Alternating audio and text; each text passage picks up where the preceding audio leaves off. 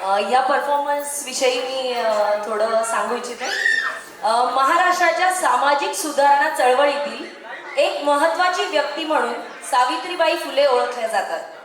स्त्री शिक्षणाच्या आद्य प्रवर्तक, मुलींची पहिली शाळा काढून अध्यापनाची मुहूर्तमेढ रोवणाऱ्या थोर समाजसुधारक, स्त्रीचे अस्तित्वच एकेकाळी नाकारले जात असताना महात्मा फुलेंसोबत क्रांतीची ज्योत पेटवून समाजाला आणि स्त्रियांना दिशा देणाऱ्या क्रांतिज्योती सावित्रीबाई फुले या आजच्या शिक्षण घेतलेल्या प्रत्येक स्त्रीचा अभिमान आहेत.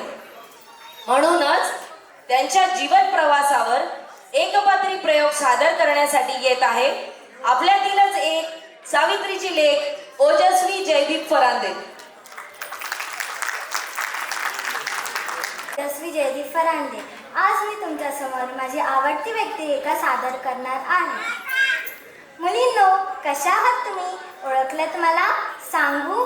ज्ञान नाही, विद्या नाही, बुद्धी असली चालत नाही, तयास मानव म्हणावे काय, तयास मानव म्हणावे काय. हो, मीच सावित्रीबाई फुले बोलतीये. खंडोजी नेळसेंची मुलगी, ज्योतिराव फुलेंची पत्नी, आई बाबांची लाडली. वयाच्या 9व्या वर्षी माझं ज्योतिराव फुलेंशी लग्न झालं. हळूहळू माझ्या लक्षात आलं, ज्यांच्याशी माझं लग्न झालंय ते निव्वळ सामान्य माणूस नसून लाखो करोडोंना जगण्याची ऊर्जा देणारे क्रांतीसूर्य आहेत. माझा हात थरथरत होता, माझा हात थरथरत होता. ज्योतिबांनी पकडला, लिहायला वाचायला शिकवलं. ज्योतिबांची साऊ शिकलीच, लिहायला शिकली, वाचायला शिकली आणि त्यांच्यासारखाच खूप मोठा विचार करायला शिकली. 1 जानेवारी 1848ला आम्ही पुण्यात भिडेवाडा येथील पुण्यात पहिली मुलींची शाळा काढली. भारतीय माणसासाठी बनवलेली पहिली शाळा होती ती. मी पहिली शिक्षिका व मुख्याध्यापिका सुद्धा. शिक्षण हे दूध असतं वाघिणीचं. हे वाघिणीचं दूध मी माझ्या लेकरांना देणार होते. शेपटासारखं जगलात तर काम तमाम होतं, बाघासारखं जगलात तर नाम होतं. कार्य खडतड होतं, जोखमीचं होतं, पण शिवरायांच्या मावळ क्रांतीचे आम्ही देखील वंशज होतो. घाबरणं किंवा कच खाणं आमच्या रक्ताला मानवणारं नव्हतं. काही लोकांचा यावर विरोध होता, पण आम्ही लढत राहिलो, कारण आम्ही उद्याचा सूर्य घडवण्यासाठी ठाम होतो. मी शाळेत जाताना लोक चिखलफेक, शेणफेक करत होते, तरी मी शिकवत राहिली.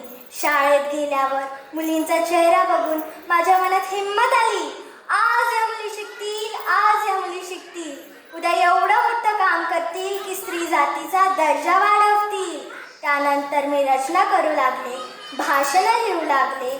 एक शत्रू असे आपला काढू मिळू पिटू त्याला, त्याच्याशिवाय शत्रूच नाही, शोधून काढू मनात पाही.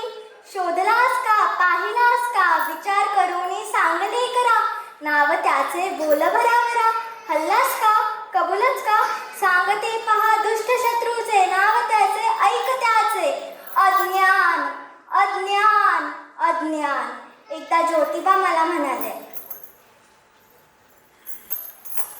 सावित्री, आपल्याला खूप लोकांच्या डोळ्यातील आसव पुसायचे, त्यांच्या डोळ्यात नव्या स्वप्नांची फुलवा फुलवायची. त्यासाठी आधी शिक्षण लागतं. आजवरच्या त्यांच्या दयनीय अवस्थेचं, दुःखाचं एकमेव कारण म्हणजे अज्ञान. शिक्षणाने अज्ञान दूर होतं, माणसात प्रचंड ऊर्जा निर्माण होते. तो विचार करतो, तो स्वतःला घडवण्यासाठी, स्वतःची प्रगती करण्यासाठी धडपडतो. आपल्याला अशी पिढी घडवायची आहे सावित्री, तू देशील मला साथ? मी निव्वळ होकारच नाही दिला, तर कामाला सुरुवात केली. 1877ला खूप मोठा दुष्काळ पडला. खूप भयंकर होता तो दुष्काळ.